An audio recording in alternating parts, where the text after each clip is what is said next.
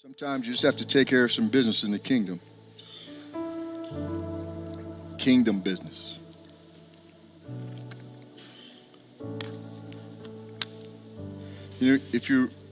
Because you guys know the scriptures, you'll see, pockets of certain things happening from Genesis to Revelation,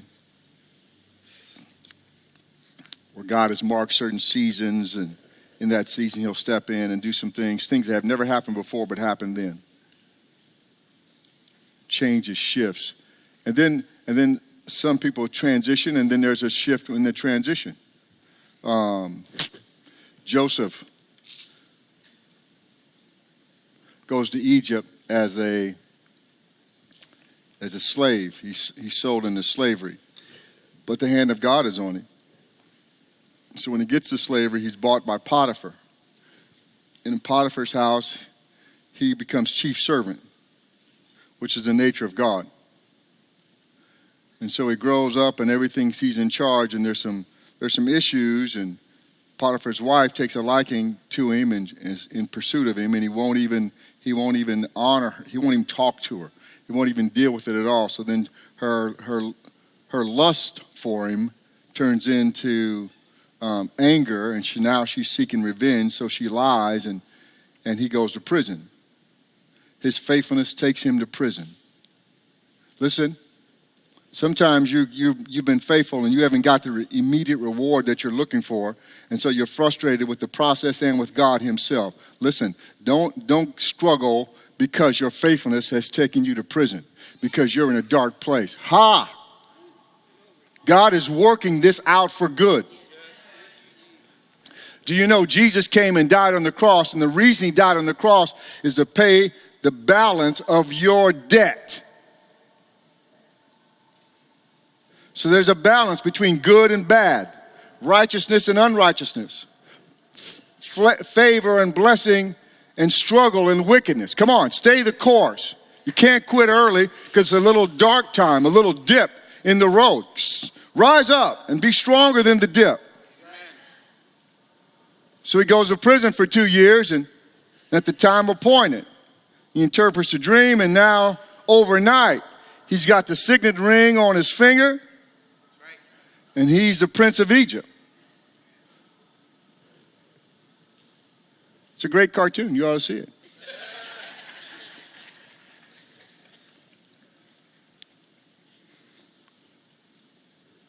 Then the family's there. Then a nation is being birthed. And it takes them 400 years. And God steps into the environment again. And they're free. Sends Moses. And I'm just saying, there's times and seasons in everything that you do. Don't quit early. Don't get frustrated with it. The living God is there throughout time. He doesn't wake up from vacation and go, oh, what's going on in Israel today? What's going on in the first century? He already has set everything in motion. And everything in your life is set in motion. The question is, will you cooperate with him? And the answer should be yes, absolutely. 100%. 100% God. Whatever you say, whatever you want to do, 100%. Because you know what the chances that God's going to fulfill his word. 100%. So we're all in. Don't get frustrated with the temporary issue that can't raise its hand against you. You are stronger and mightier than that.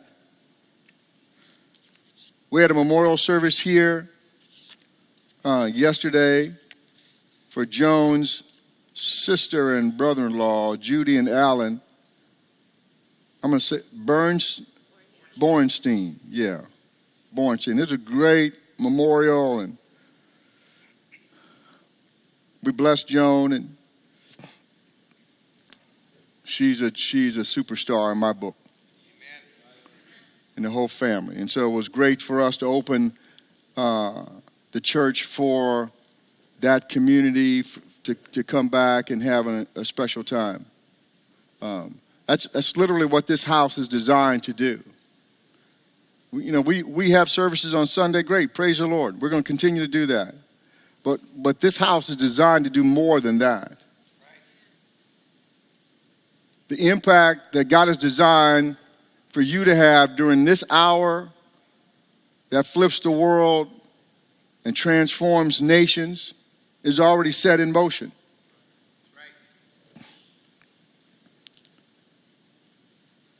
It's like a pitcher throwing a baseball. And he's a professional. And there's a catcher to catch the ball.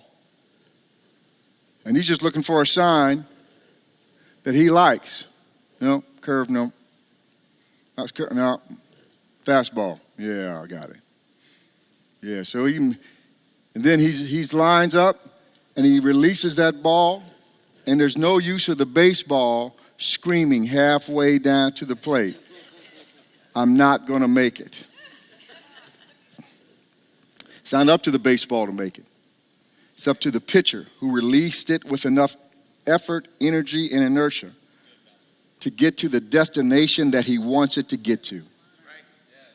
So you saying, I'm not going to make it, when God has already positioned you and given you everything that you need, means absolutely nothing to him. You know how this story ends. God is great. No one like him. We've been talking about abundant peace. In a great house, there is abundance. And so we took the category of peace. And we didn't finish last week, so I'm going to finish that today. In a great house, there's prayer. Spend time talking and listening to God. You got to spend time in prayer. And you can't wait to a challenge to hit your house, and then you're going to go pray. I'm talking about a lifestyle of talking to God. Talking and listening. Talking and listening. If you're married, you do a lot of that. Husbands do a lot of listening, and wives do talking, and wives do a lot of listening, and husbands do talking. Because really, I used to think it was all the women talked and the men listened. But when they studied it out, it's pretty close to about 50-50, 51-49. Just saying, there's a lot of guys doing a lot of talking. But there's got to be interchange between the two. It's not going to be dynamic and healthy when somebody's doing all the talking and the other person's doing all the listening. It's got to have both. So in your relationship with God, you got to be able to say to him, Father, what's up? And you can't fool him, so don't try.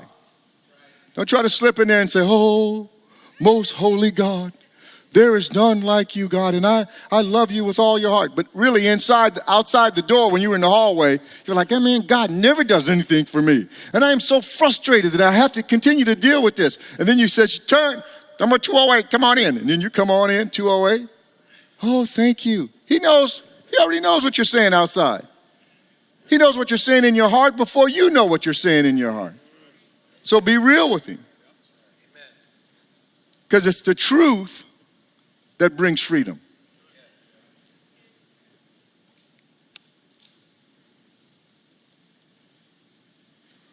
Spend some time in prayer.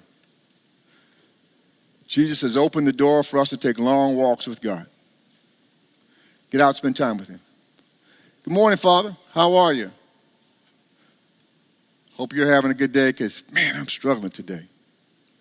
I need some help. I just need to get a frame of perspective, because I know I shouldn't be struggling. But you know what happened yesterday? Man, and walking through it. It's amazing the dialogue that'll happen with God. And as you start to grow in that, it'll become an anchor for you.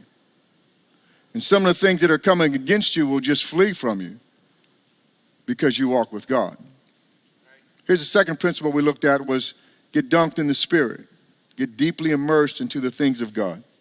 Set your paradigms and your life habits around God's habits so that God is always interwoven into the fabric of what you do and how you do it.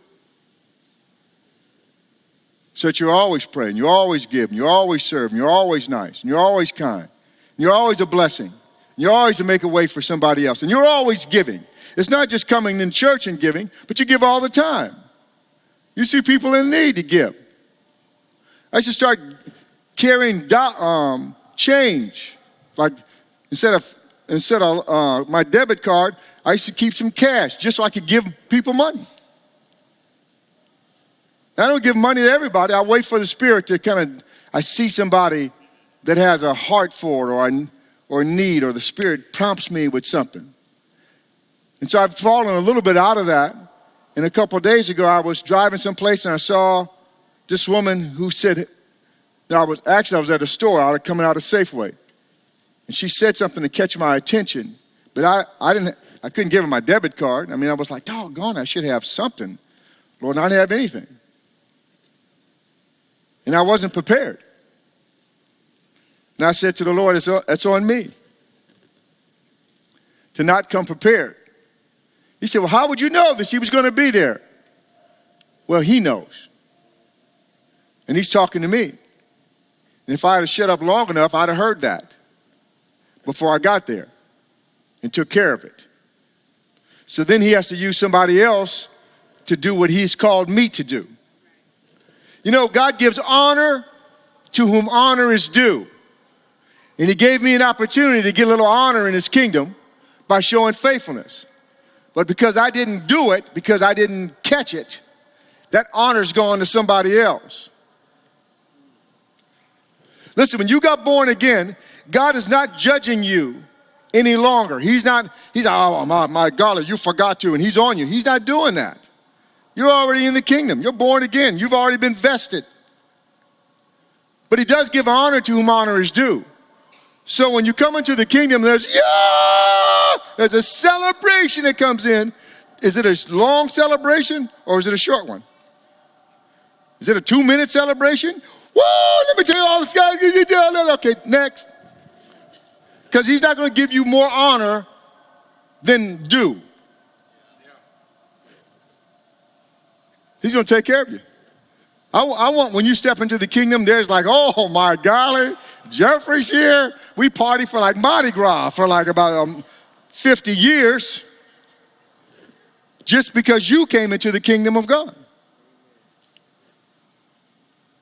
Get dunked in the Spirit, immersed in the things of God. Lock your life around it. Number 3, we talked about knowing God's character. It gives you the ability to hear God's voice. Know the character of God. How do I get that? How do I get to the character of God? Study the Word.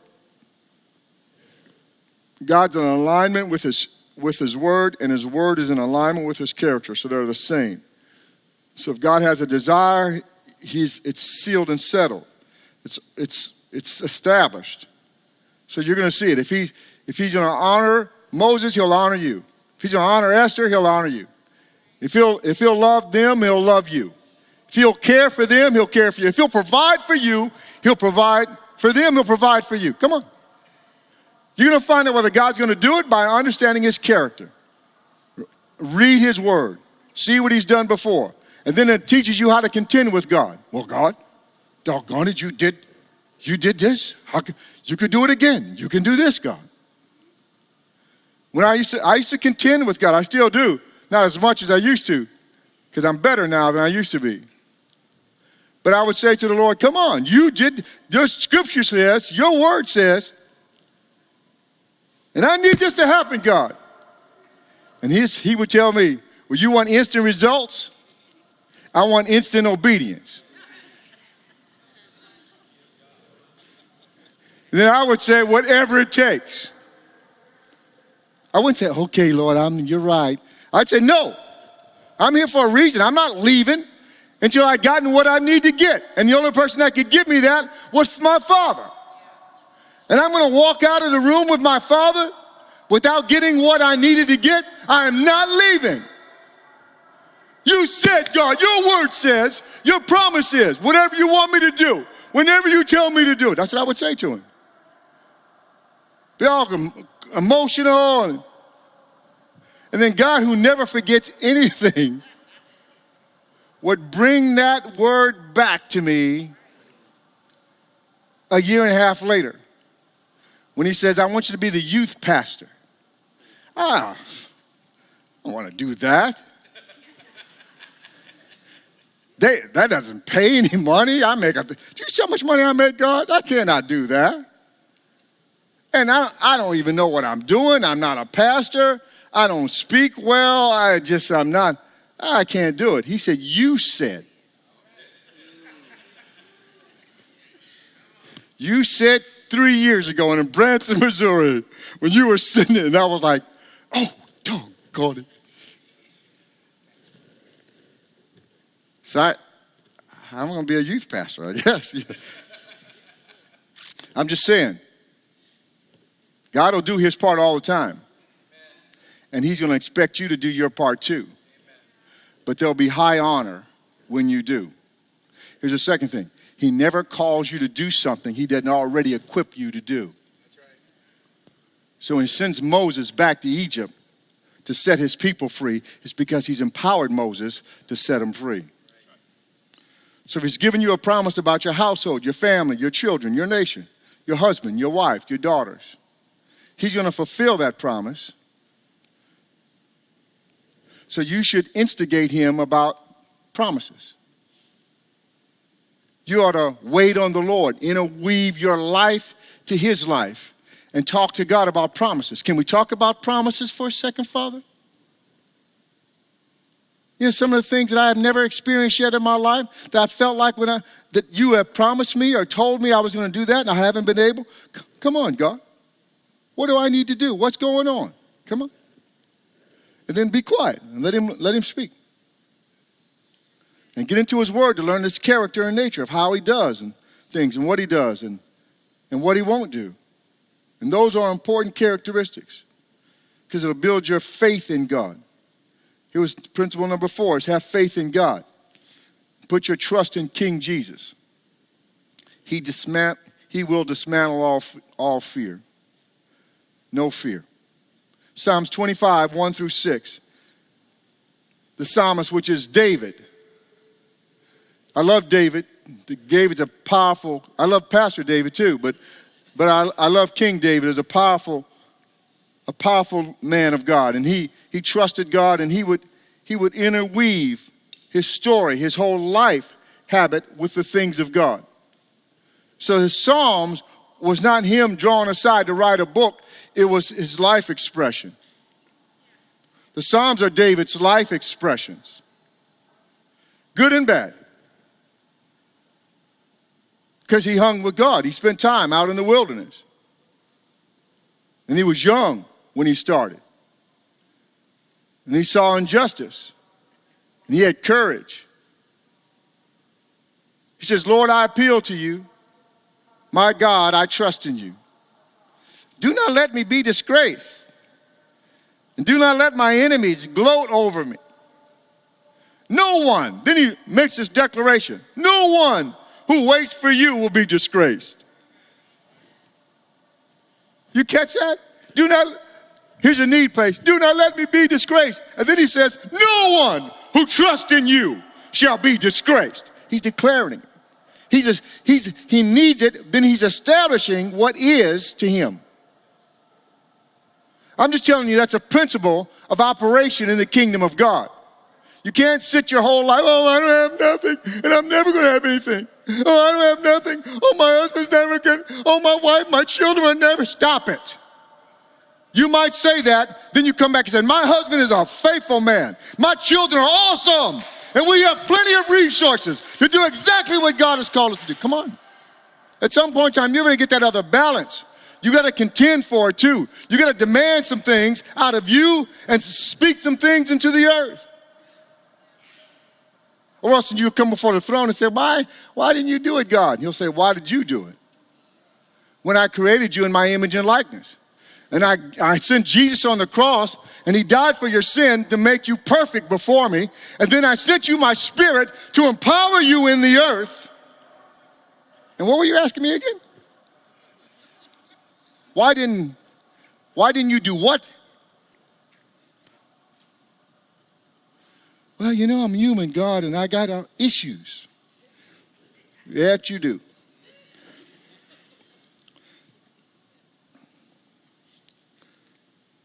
Make your ways known to me, Lord. Verse 4. Teach me your paths. Guide me in your truth and teach me. For you are the God of my salvation. I wait.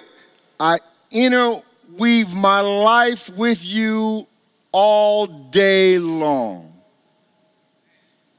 Selah.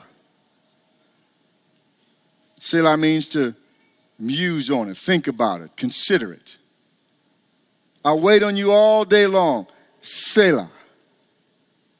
Remember, Lord, your compassion and your faithful love, for they have existed from antiquity, before time began, from everlasting. Your compassion and your faithful love have existed before time began.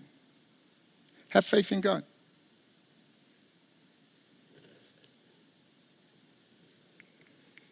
If you got an issue or a challenge, have faith in God. How do I do that? By saying, I have faith in God. He's going to work this out. Maybe in your heart you're going, oh, God, this is crazy. But your mouth needs to be saying, oh, I got this. God has got this. Whoa, God, whoa, what miracle are you going to do now? Give me some, God. I love God. Whoa. And he's awesome, and he does extraordinary things because he's the extraordinary God. Inside your heart, you might be going, oh, my God, I'm not sure if this is going to work out. This is the losing situation. I never have done this before. But outside, you need to be saying like King David, this is awesome.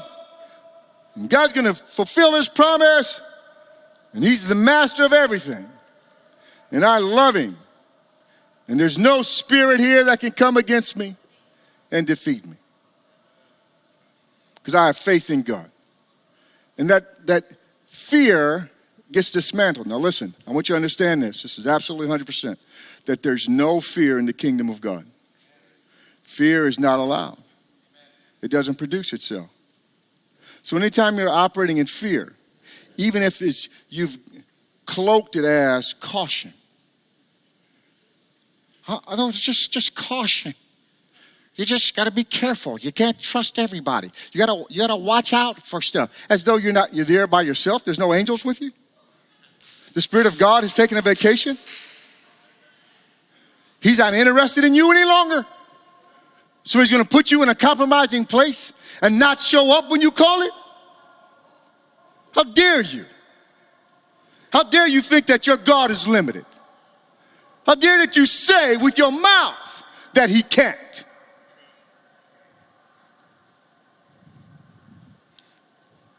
By our words, we are justified and condemned.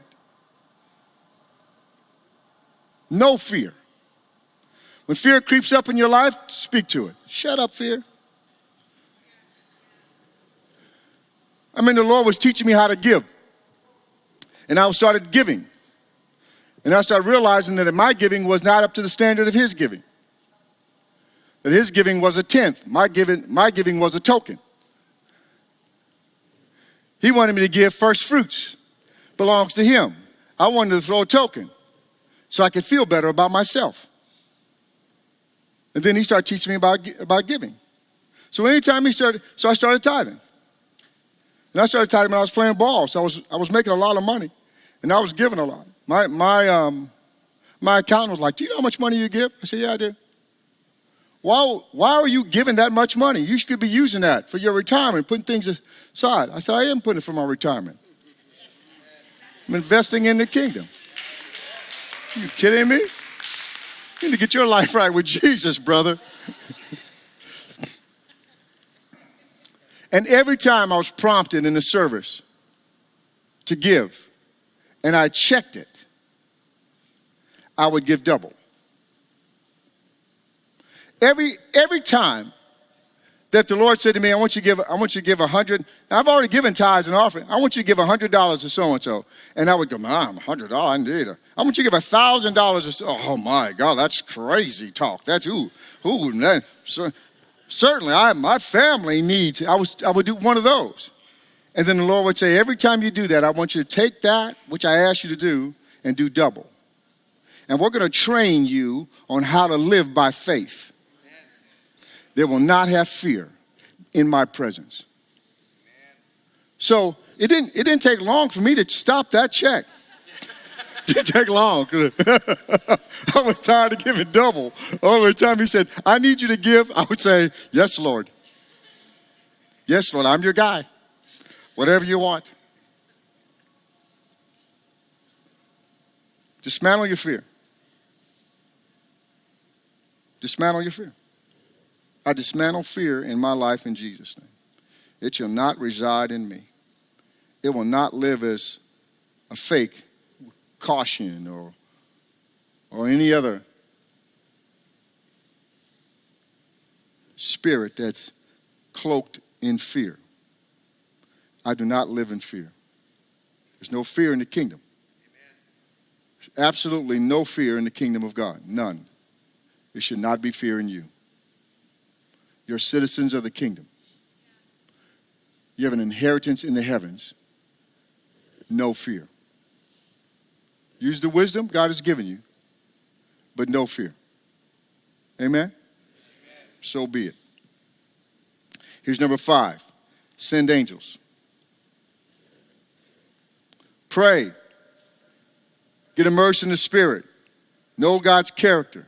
Have faith in God and send angels. Do not battle alone. You're not going to be able to overcome some of the things you need to overcome, and you don't send angels. You can't battle in the natural and the spiritual realm simultaneously. There's things that God has called you to do to be faithful here in the earth, but you also need to deal with things in the spirit. There's spiritual things. You're a spiritual person created in the image of God, and God has restored you to your rightful place with him in his kingdom. Send some angels to do stuff that you can't do.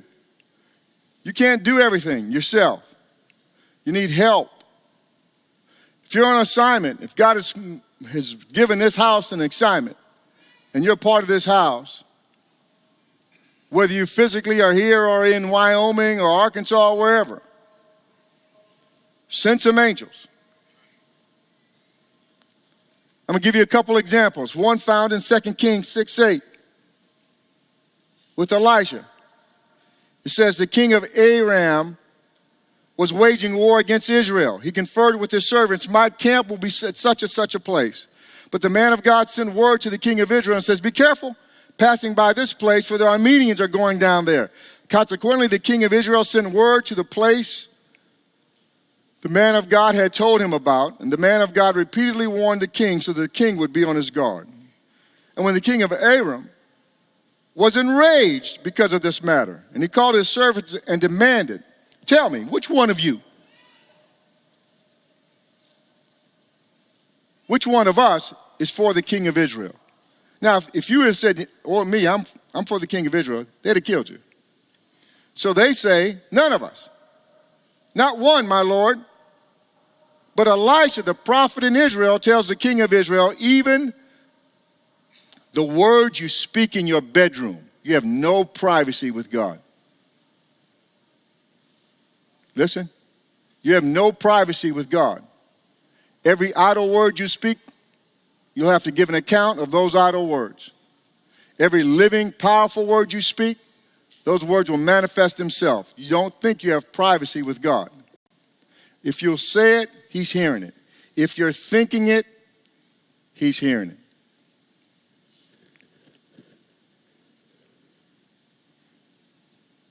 He's hearing it. He's not a merciful God, though. He's a gracious God. So he's not going to hold you accountable to things that you shouldn't. Okay, Siri, relax. You know, Siri's always listening. She may not be always talking, but she's always listening. So I'm teaching her the scriptures too.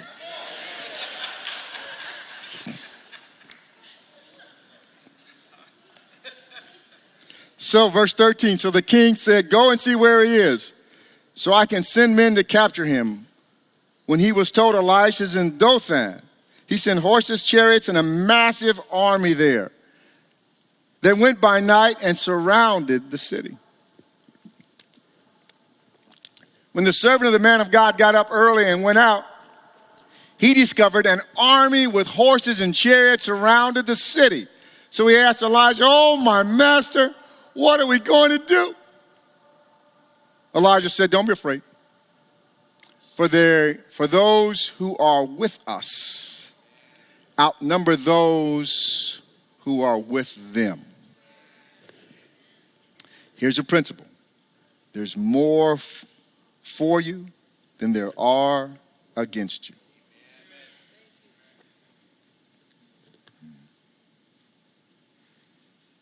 Then Elijah prayed, "Lord, please open his eyes and let him see." So the Lord opened the eyes of the servants, and he saw that the mountain was covered with horses and chariots of fire all around Elijah.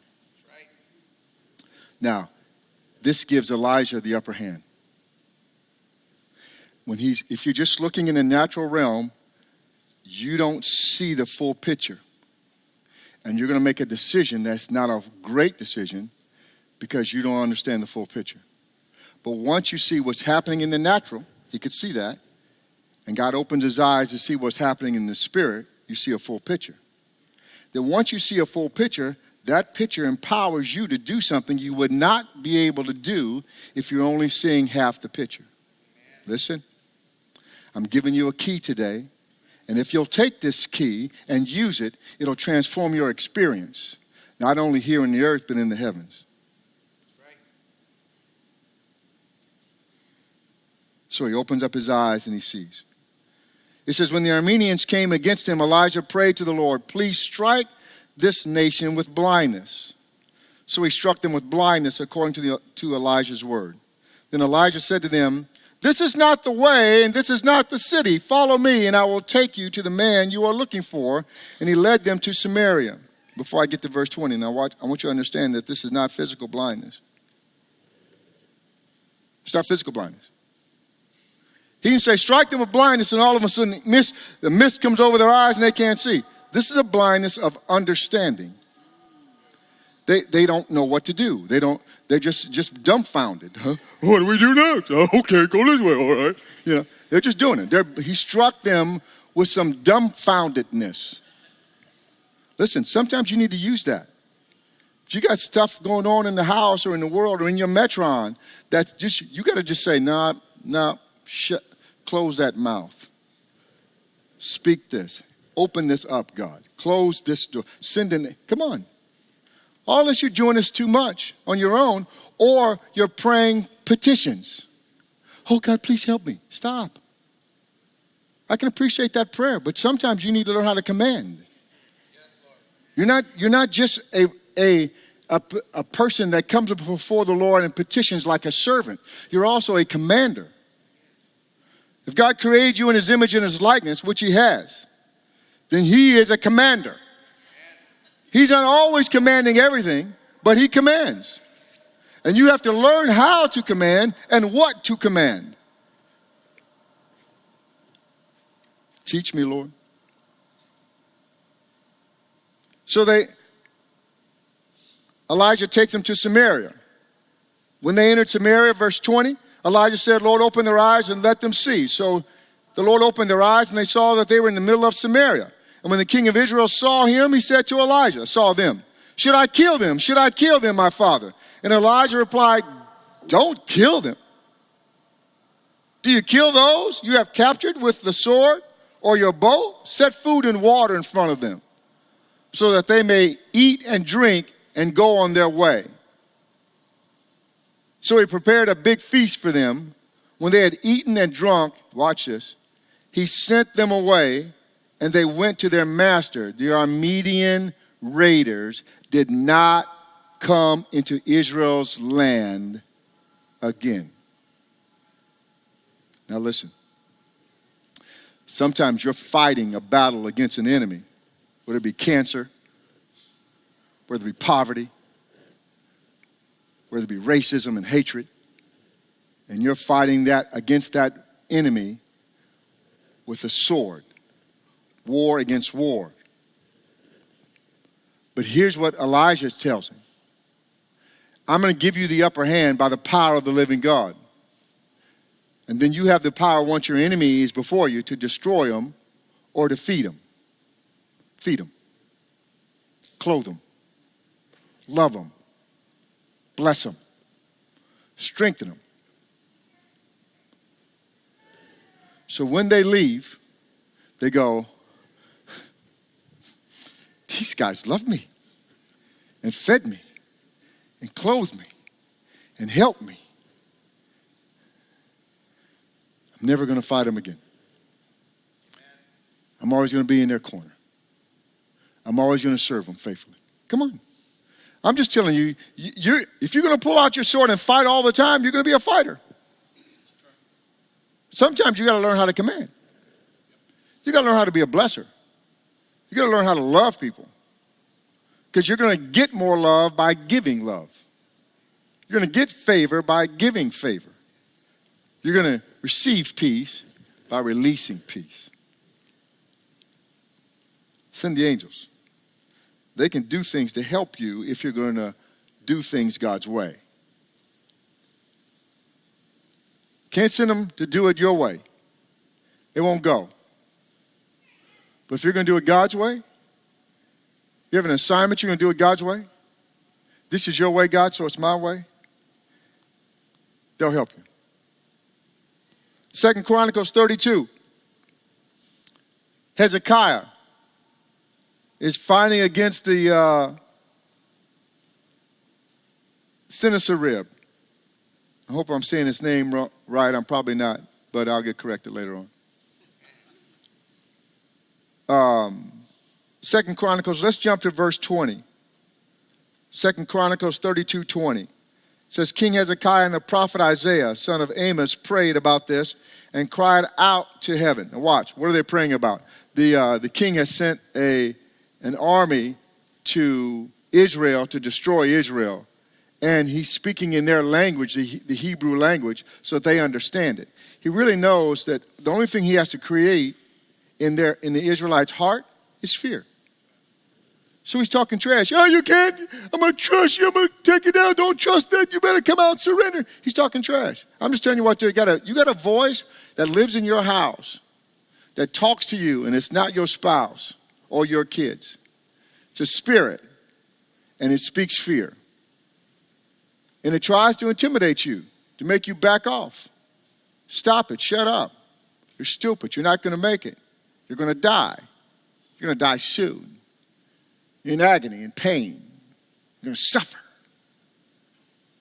It's a spirit. It's a lying spirit.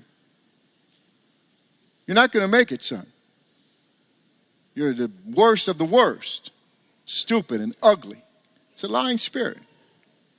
And you know the verbiage that he gives you that tries to create in you this uncertainty, this imbalance.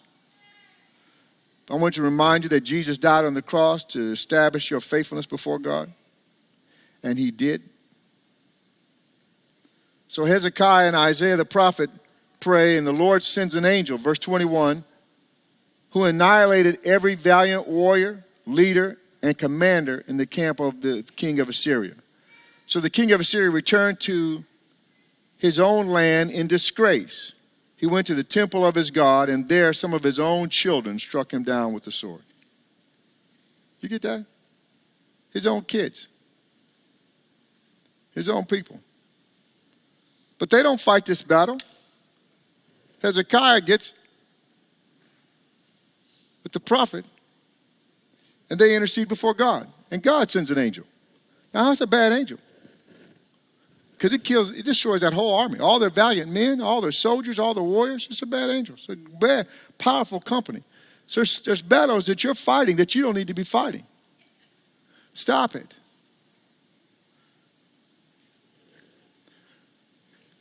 Joseph and I were in a car. And in the car, it was an older car we had. It was that old black Mercedes that Darius had, and it just died. It died on the climb up the hill. It was already wheezing as I was driving it. And it was dark and it was raining, and I was like, oh my golly, don't die here. As soon as I said that, climbing the hill. I was just trying to get to the exit. And we were there, it's probably like 11:30 at night. And you know how tough it is to get a tow at 11:30? Man, we there for hours. And cars zipping past us. So we got it towed, and so I was scrambling around. So I ended up taking one of the little junk clunkers that we have back here at the church. And so I was driving that, and so I learned something though. Instead of saying, "Oh, let it die, don't let it die," I said, "Lord, sustain this vehicle." It ain't a great car, I understand that, Lord, but you can push this thing. You can send some angels to push this thing all the way to the final destination we need to go until we're in a safe place. Because you are the great God. There's no one like you, Jesus, King of kings and Lord of lords. You know what? That car went all the way to where we needed to go and all the way back. And I'm just saying, I just said to change my verbiage.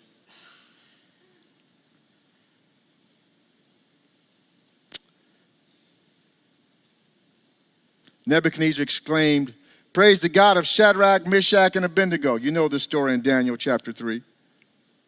He sent an angel, verse 28, and he sent his angel and rescued his servants who trusted in him.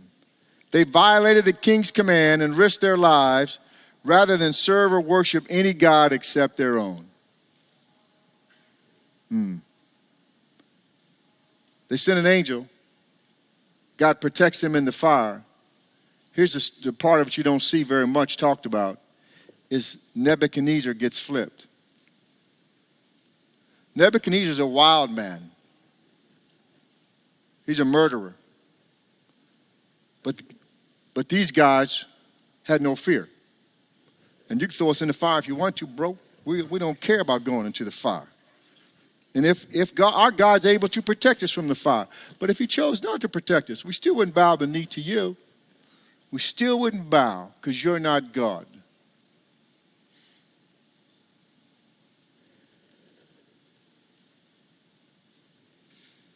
And they stare him down.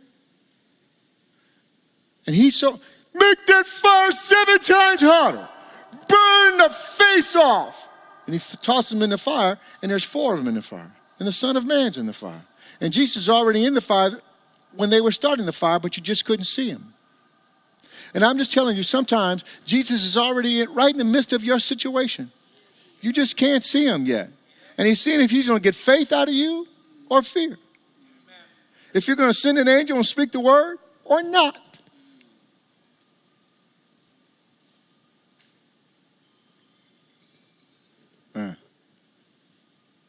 Nebuchadnezzar comes out, and you know Nebuchadnezzar ultimately bows his knee to Jesus. Daniel likes him. Daniel speaks good things about Nebuchadnezzar. And Nebuchadnezzar was a murderer and a wild man. Crazy nutcase. That's for another story. I won't start calling out our people, but it is what it is. Here, let me close with this because I don't want to carry this into next week. I got a couple minutes and I'm done. Rebuke the satanic spirits, number 6. There's spirits you have to deal with. You read it on your own in Zechariah chapter 3. Joshua, the high priest, is standing before the Lord. And Satan's there to accuse him.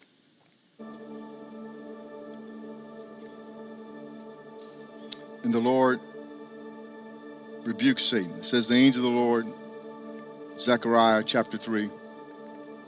The Lord rebuke you, Satan. May the Lord who has chosen Jerusalem rebuke you. Isn't this man a burning stick snatched from the fire? Now Joshua was dressed in filthy clothes as he stood before the angel. So the angel of the Lord spoke to those standing before him, take off his filthy clothes. Then he said to him, see, I removed your iniquity from you, and I will clothe you with festive robes. Let them put on a clean turban. I'm going to change the way you look so that you look presentable in the kingdom. I'm going to change the way you think so that you can think like kingdom people think. Speak like a kingdom man speaks. Function with the authority and rank that I have given you from the beginning. And you think you just showed up here by yourself and I didn't call you here? I called you here and I established you. And I put pastor in front of your name.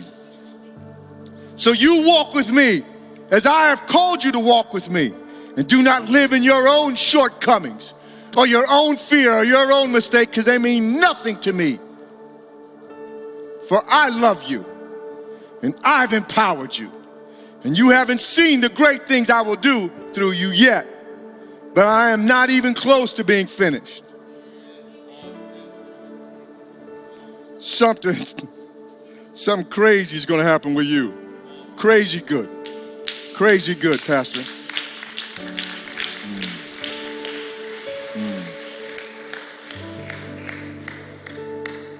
Wow.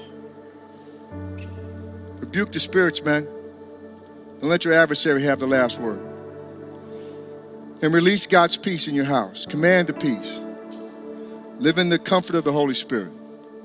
No fear, no worries, just peace. No fear, no worries, just peace. Say that.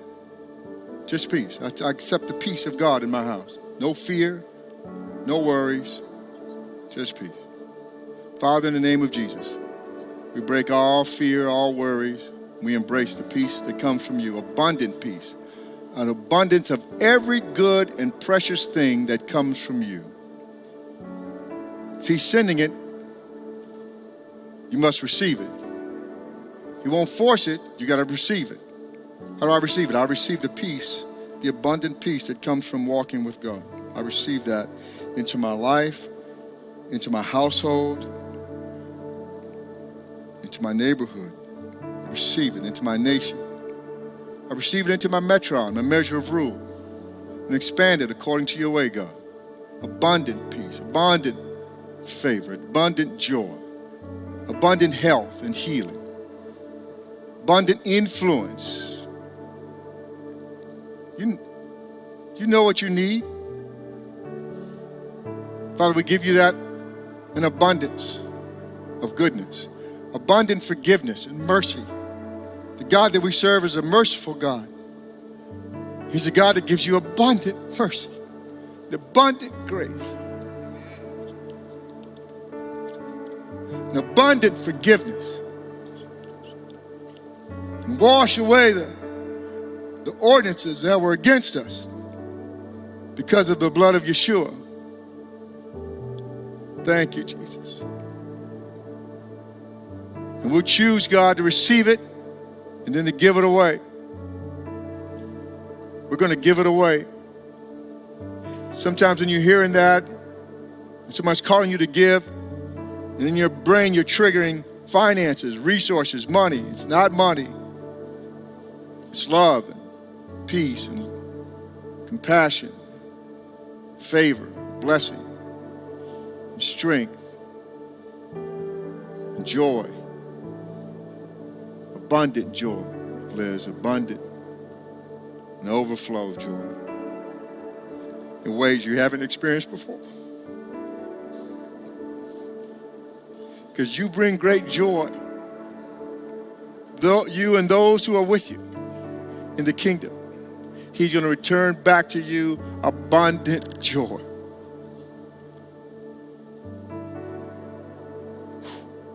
If you haven't given your life to Jesus, man, I'm telling you, you're on the outside looking in. And I'm saying to you, we're reaching for you and pulling you into the inside. You need to say, yes, Jesus. I want to give my life to you. I'm going to walk with you, Jesus. If you haven't said that yet and made that commitment, then lift your hand and say it now. If you're watching me online, then lift your hand and say it now. Jesus, I commit my life to you. I want to walk with you. I want your peace and your love and your mercy. Thank you, Jesus. Father, let every man, woman, every boy, every girl, every person, every household, every family that you have marked for such a time as this, and we ask that you pull them into your kingdom. We strike the devourer. Satan, the Lord, rebuke you. You will get your hands off God's property. We are no longer arrayed in filthy garments, thinking impure thoughts, but we are holy vessels, equipped for the work of the King. Thank you, Jesus. May God bless you and strengthen you and give you great favor. May the hopes and dreams that are in your heart the good things, be manifested right before your face. And when you're fighting, you're not fighting against those you love. You're sending angels to fight against those enemies of the Most High God. God's going to flip your adversary from an enemy to an ally. He's going to turn things around. And we start it now in the name of Jesus. And we command the warrior angels to go fight for us in the spiritual realm. And we want Washington State. We want the whole state, God, and into Oregon and down into California. We command this whole region to take a flip for Jesus. Let a hunger for Jesus. Let signs and wonders, miracles, and powerful anointing be in every family, every household. Let a new beginning start now. We command it to be so. In Jesus' name, amen. God bless you. Thank you for being here.